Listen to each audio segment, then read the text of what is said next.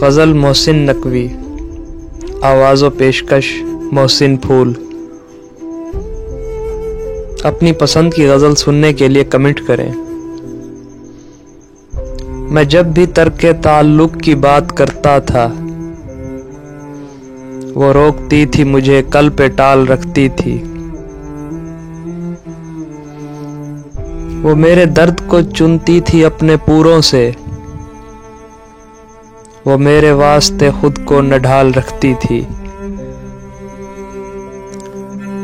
وہ ڈوبنے نہیں دیتی تھی دکھ کے دریا میں، میرے وجود کی ناؤ اچھال رکھتی تھی۔ دعائیں اس کی بلاؤں کو روک لیتی تھیں، وہ میرے چار سو ہاتھوں کی ڈھال رکھتی تھی۔ ایک ایسی دھن کہ نہیں پھر کبھی سنی میں نے،